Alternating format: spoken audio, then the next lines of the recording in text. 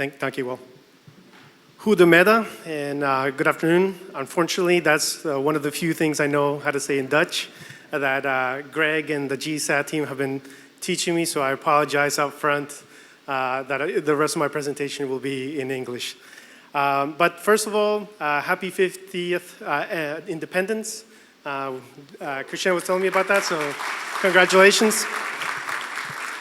And second of all, thank you for being users of ArcGIS and for the opportunity to be here with you in Suriname.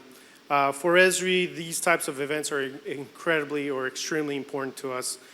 And these opportunities where we can be here with our users and connect with you, to us, is very valuable. I would like to think that since you're also here, you guys are fans of GIS or have interest in ArcGIS and see the potential that GIS can have for your own organizations and your country. And so I hope that you are able to leave the conference inspired with new ideas on how potentially GIS can be of value to your organizations as well. And last of all, I know that some of you might be thinking like, oh great, this guy's gonna come up here and talk about utilities and do a presentation about utilities, and I'm not a utility person and stuff. But I think that a lot of the challenges that utilities are having to go through are actually very similar to the other challenges that most organizations are having to go through as well. So hopefully you're able to kind of relate to some of these common issues as well as the themes that we're going to be going through, and hopefully you find value out of it as well. So first of all, Christian and the GIS team, or GISsat team, asked me to provide a presentation on the value of GIS, of ArcGIS towards utilities, and the benefits that obviously they might be seeing in implementing a modern GIS system. But in order to really,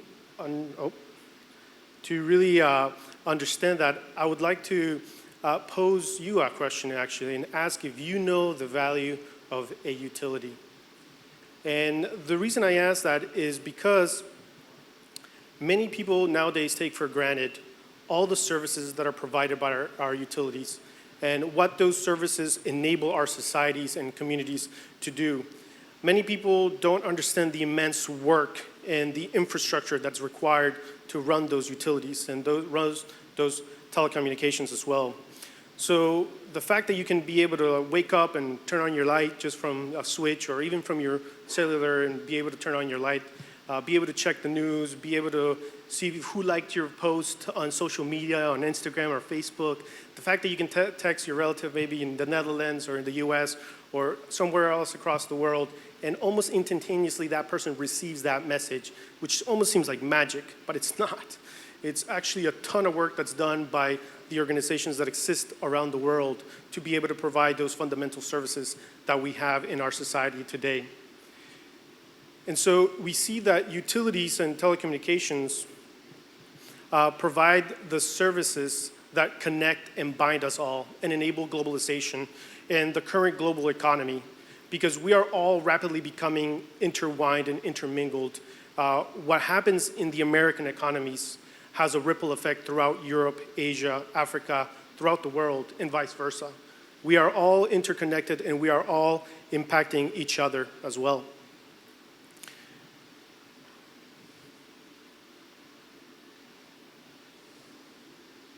Sorry. Our very existence and survival at our current scale is due to the work that utilities do every single day. Our societies, communities, cities, and lives could not function as they do without utilities. The very luxury of being able to open the faucet and have clean and drinking water is a marvel of the human ingenuity and the resilience and innovations to survive and to prosper. Humans cannot survive at the scale that we do without all this infrastructure. The simple pleasures that allow us to then survive and keep us from dying just from waterborne bacteria or illnesses is an important fact. And so whenever I work with water utilities, for example, I usually say, okay, if the electricity goes out, that's pretty bad. If I don't have internet, okay, I can't watch Netflix. If the water's out, okay, this is an emergency. Like, we all depend on water and require it to survive. And so the other thing is that there are still millions and millions of people across the globe that are walking kilometers and kilometers just to be able to get to a watering hole, to then walk all the way back and then boil that water potentially if they can to kill that bacteria. And so if you think about it, most people don't think about the luxury of just having clean water, but that is a huge feat that societies have to go through each and every day. And so the fact that more and more humans are being able to simply open a faucet and feel confident enough that they are drinking clean water is a result of all the work that you guys do, not only from the water company, but from everybody else as well. So at the end of the day, it is our responsibility to take care of the planet and use our valuable resources in an efficient, sustainable, and responsible manner. We only get one planet. We only have one planet. And our resources are finite. They're not infinite. And so when we think about it, the work that utilities do is incredibly important. They are unsung heroes. But we also have to hold them to a higher standard and hold them accountable to make sure that we are not destroying the planet that we got, and that we're not having an adverse effect on that environment. Because utilities have a large impact on our communities, our world, and just like we can light up the world, we can also cause it to fall into darkness. In 2019, Jane Goodall presented our Esri's user conference in San Diego. And one of the things that she said that stuck in my mind, and I will never forget this, is she said, how is it that the most intellectual creatures in the planet are the ones that are destroying their only home? We have to take care of our home while continuing to support the advancements and developments of our societies and our species. And I hope it's clear how important utilities are and what a pivotal role they play in all of this work.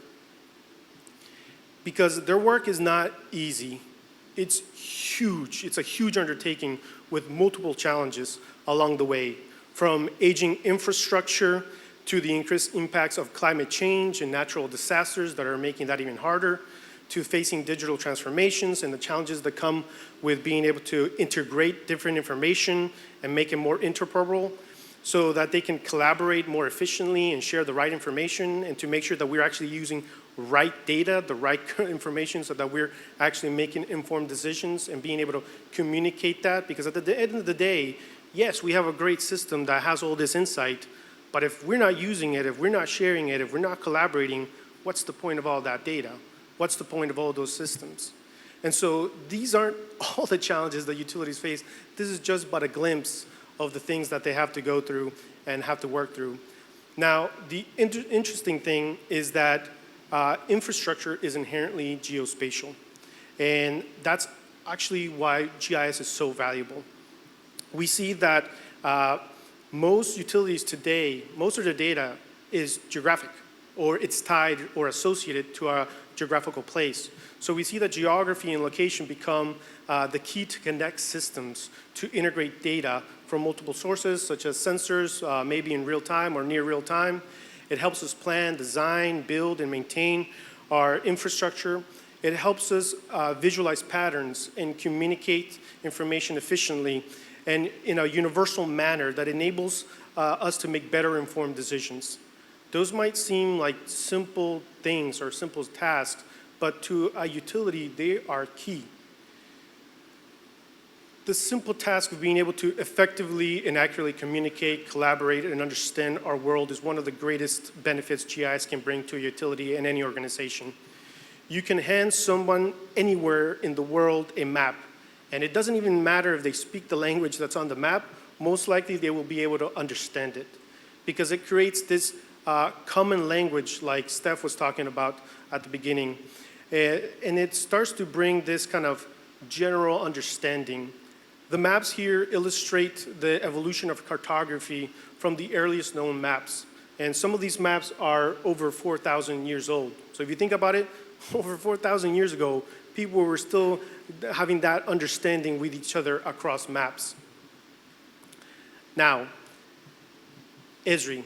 Esri as a company is nowhere near that old, but it was founded back in 1969, and for a long time, we have been trying very hard to provide useful technologies that help solve everyday problems, both simple and complex, and not only try to design really good software, but also provide services, support, training that is needed to be able to support a lot of the work that you guys are doing.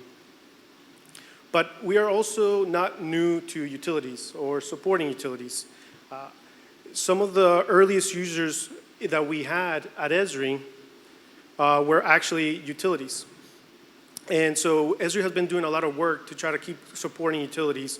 And so now with over 15,000 utilities across the globe and across the world using Esri, we can now say that ArcGIS is powering global infrastructure. Over 60% of the world's infrastructure is running and using ArcGIS in one way or another.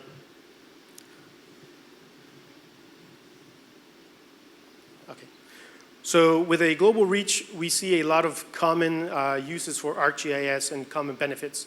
We also see that GIS is within the same departments like safety and compliance, asset management, operations, customer care, design and engineering, as well as common solutions and needs like water, electric, telecom service outages. Everybody has to deal with outages. Network or vegetation management, that's something that's pretty common across the board. Theft or illegal connections or technical losses that result in non-revenue losses. That's something that everybody kind of has to deal with. Emergency response and preparedness. As climate change becomes more and more apparent, we need to prepare ourselves to have a more resilient network. And so we see all these commonalities across the infrastructure sector. And there's shared needs, but at the same time, we see that GIS can support all of those needs as well. So hopefully, this helps you see that GIS is connecting everything and everywhere, kind of like the theme that the conference is about.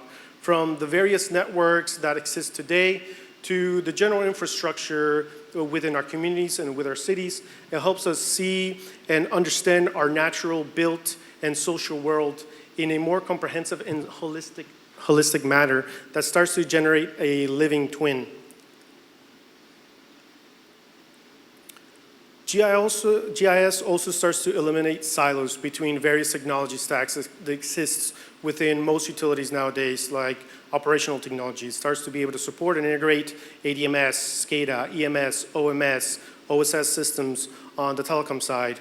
It also starts to be able to integrate IT technologies such as ERPs, EAM, CIS, billing, commercial systems, as well as engineering technologies such as BIM, design modeling systems, and consumer technologies like smart meters, customer web portals, and other technologies that then start to eliminate those silos and start to be able to manage that all more holistically.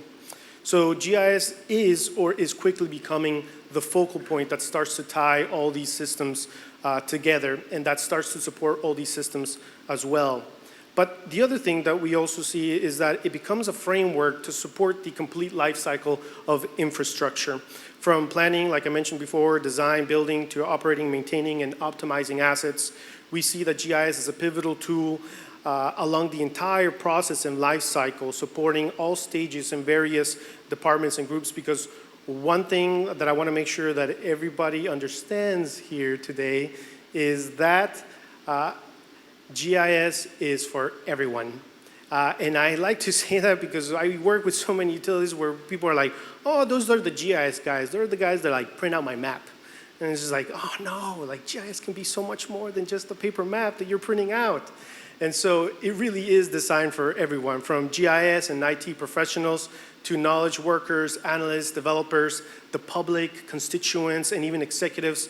So in other words, ArcGIS is designed for individuals, for organizations, and for entire communities as well.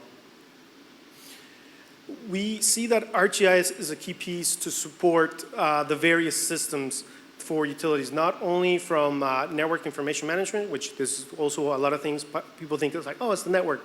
No, it actually can support a lot of the other things, like I mentioned before, planning, design, construction, operations, asset management, imagery, emergency, environmental, facility management, along with location intelligence, and customer and community engagement. I would like to kind of highlight some of these briefly and give you some examples. I'll be highlighting some of the facility and plan management, the mobility operations, and the imagery management as well. So with this first example, we are seeing a very heavy trend where companies are now combining BIM technology with GIS to get a better understanding of your facilities and your plants, your vertical assets. which is awesome to me. So now we're going all the way to 3D and being able to see things at a 3D scale. Integrating network capabilities to see the assets that need to be closed, open, maintained, replaced, or be able to see attribute data of those assets. You can navigate now people more effectively to the different assets that might be inside of that building and be able to say, okay, run a trace so that you see, okay, when we close that valve, what is the impact of that across the facility and what is going to happen then? And then be able to better manage those facilities and those plants. The other example that I wanted to also show you today is through mobile applications to view and gather high accuracy data that can be done both connected and disconnected, so you don't always have to have internet access or data, and to be able to document and manage all your geospatial data with leveraging new capabilities like artificial intelligence, like Christian was showing you guys just the previous session, to be able to create those efficiencies and optimize your workflow processes of documenting everything that's being done. And that's actually one of the things that I say is one of the most important things. It's like facilitating the process of getting the data from the field back into the office. Because for years, people have been doing it in paper maps, and where are those paper maps? And I ask, and sometimes they're like in this dungeon, or like in the basement, or in a closet, and then sometimes they get lost, there's flooding, or sometimes there's fires. And so it's like, how do you know where all your assets are? And a simple question as that, a lot of people can't answer that. And so a lot of times we come back and it's like, oh, so-and-so manufacturer made these pipes incorrectly or made these transformers incorrectly. Where are they now? It's like, I don't know. Like, we implemented them 5 years ago and they're somewhere in the network, but we don't know where they are in the network. And so just being able to document that from the moment it's dug into the ground, such as this example of a low voltage line underneath the ground, can be an incredible tool later on where 5 years down the line you can say, okay, where did we put this thing and where is it now? Is it live? Is it in production? Or what happened to it? The other large trend that we're seeing is across the globe is the expansion of use of imagery to create information products to support efficiency and optimization. And so the technology is advancing in incredible ways. So the thing that you're seeing right now, it's a gas beam splats that enables the creation of 3D rendering at a much higher level of detail than we've ever been able to do that before. It can support remote inspections, visualization, and situational awareness. And so just to clarify, this is not BIM. This is created from imagery that was taken with drones. So we also see the use of imagery and AI to also do a lot of automated asset inspections to be able to say, okay, take those images and automatically tell me where are my broken insulators on the electric grid, or be able to tell me like which are my water tanks that are damaged or have rust or have cracks or things that we then need to do because it's being able to analyze the data at a much higher fidelity than we've ever been able to do that before. So hopefully that gives you a better idea of how we're trying to advance our technology. The other thing is it helps how ArcGIS is integrating data and incorporating reality mapping to provide outcome-driven digital twins. Users today are creating digital twins for emergency management, operations, planning, networks, design, construction, environmental twins to support many of their operations and businesses. I would like to go a little bit more detail with the environmental planning, network and design and construction twins and discuss how they're they're helping our customers and our users solve problems and address their needs. So the first one is the first example is the environmental twin, which are designed to support your sustainability advisors, your environmental planners, based on the workflows and projects needed. It can deliver climate vulnerability assessments, urban heat analysis, natural hazard risks, along with other variable or factors like wind analysis, noise pollution, air quality, shadow analysis, terrain modeling, and zoning. So one common workflow that we are seeing, especially within utilities, is flood simulations, to be able to say, okay, which are my at-risk assets, or if there is another hurricane, another flooding, another whatever it may be, what is our plan to then be able to fix those things or mitigate those damages that we know are most likely going to be impacting our network and our systems. We also see the usage of planning twins for internal and external purposes. One example is the Boston Planning Development Agency. They've been able to use ArcGIS Urban so that planners can align with zoning codes and the environment around it, so it helps them plan out those new projects. It orchestrates urban development and planning workflows, and it allows common solution for architects, planners, and citizens, allowing them to examine growth capacity indicators like population or households or other factors that allow them to make data-driven decisions. Another example of this at the macro scale planning is we see a lot of data centers being built throughout the world, and especially in the US as well. And so being able to use these planning twins to be able to say, okay, do we have enough energy demand? Do we have the water to be able to support these data centers to be able to then be built here is one of the really main reasons they use this. And the other thing is it directly connects to the design and construction twins, which are used to design new projects and demands. The example on the bottom right is from PG&E in California, who is a customer of ours, where they're planning to serve 10 gigawatts of energy over the next 10 years just to data centers alone. And so therefore they're using construction twins to help them plan, design, and then coordinate and track the construction progress and monitor that work through dashboards that then can be shared both externally or internally with the different shareholders that are involved within those projects as well. And so the last twin that I kind of wanted to also show you guys is the network twin, and it offers an opportunity to model the complete network from the generation or gathering or the point of source all the way down to transmission or transportation down to the distribution points of the entire network. And so it offers an opportunity to apply business and network logical rules supporting one of the most common challenges that we see across the board, which is data governance and data quality and data standardization.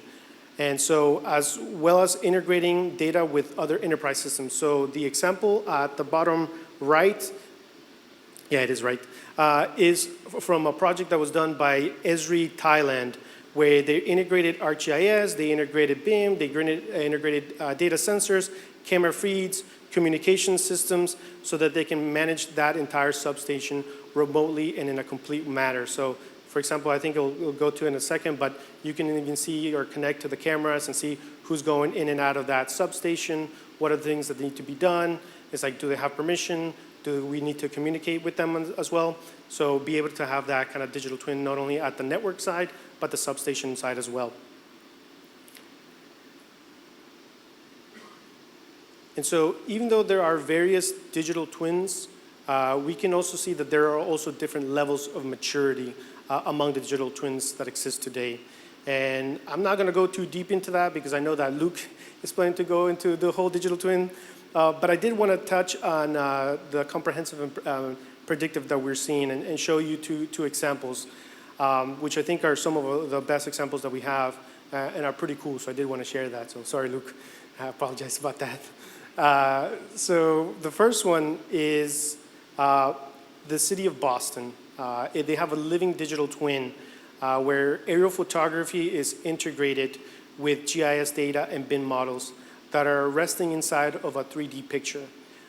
This means that you can mix vector and raster and building information all into one information set and can integrate it with the rest of your GIS. So we'll see that it starts to zoom through Boston Commons, which is kind of like the Central Park of Boston, into one of the BIM models of the buildings there, where you can kind of visualize the scene and through the different floors and even go inside the different buildings. Next, you will see it start to pan around in a second, where it, oh no, did you switch? Did it automatically do it? Okay. Let me see if I can skip. Can you skip forward?